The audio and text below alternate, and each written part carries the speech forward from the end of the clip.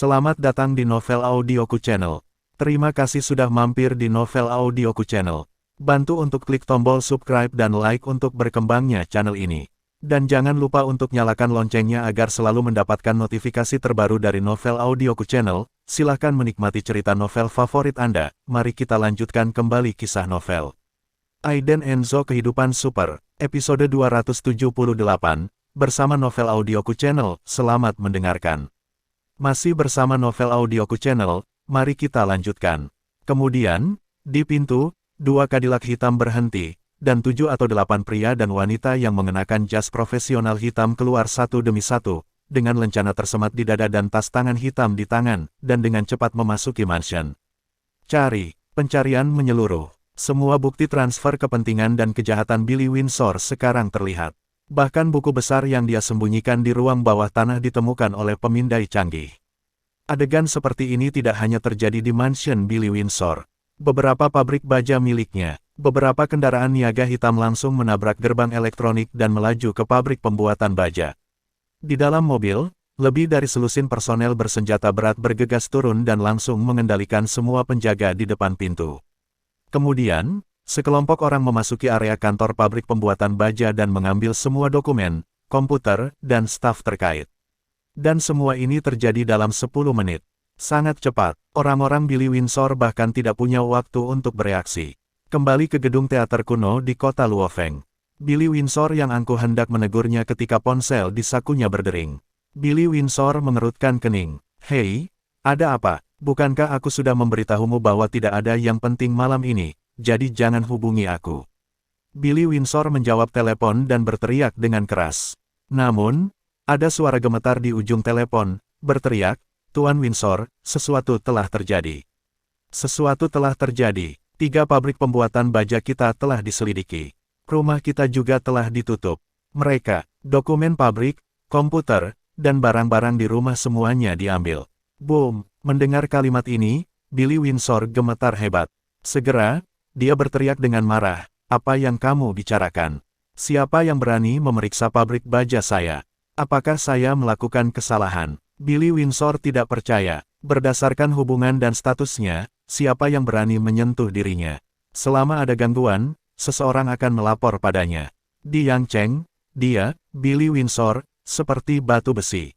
"Tidak, Tuan Windsor, saya tidak tahu siapa itu. Lagi pula, mereka bukan dari Yang Cheng kita. Mereka menyerbu masuk dan menangkap orang dan memindahkan barang. Mereka sama sekali tidak memberi kita kesempatan," kata ujung telepon yang lain ketakutan. Mendengar ini, Billy Windsor menyadari keseriusan masalahnya. Namun, dia telah ada selama bertahun-tahun, dan dia belum pernah melihat badai besar.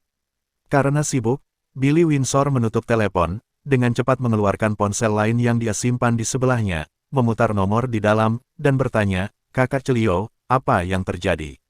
Mengapa seseorang memeriksa ponsel saya? Rumah saya, apakah seseorang yang Anda atur?" Ada keheningan sesaat di ujung telepon. Suara laki-laki yang jelas datang, "Tuan Winosir, maaf, Ivan Celio telah ditangkap oleh kami, dan pendukung Anda telah pergi."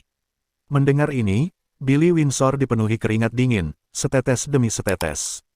Ivan Celio adalah pendukungnya. Dialah yang mengikat kereta dengan harga mahal.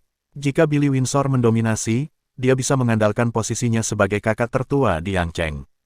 Sekarang, Ivan Celio ditangkap. Bagaimana itu bisa terjadi? Pada akhirnya apa yang terjadi? Wajah Billy Windsor sekarang membiru. Adegan ini, di mata semua bos, tidak bisa dijelaskan.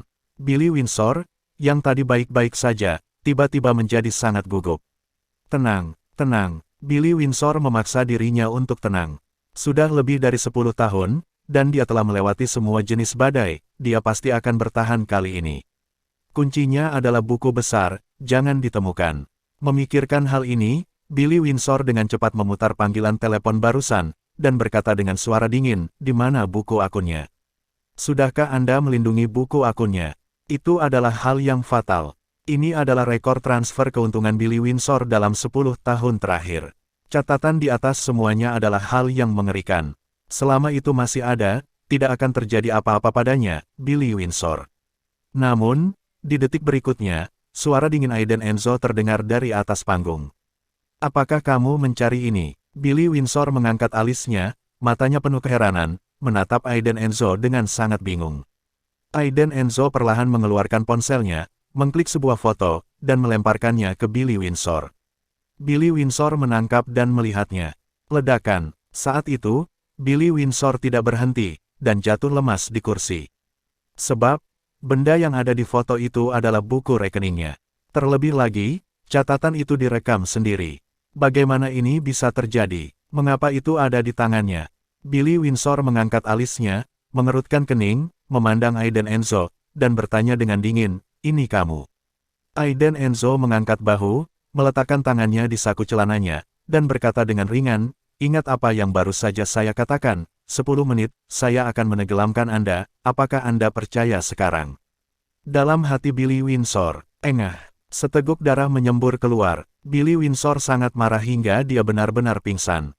Mengapa? Tempatnya telah diperiksa, rumahnya disegel, pendukungnya telah dijatuhkan. Baik, sisa satu. Billy Windsor buru-buru mengeluarkan ponselnya, memutar nomor, dan berteriak, "Cepat masuk.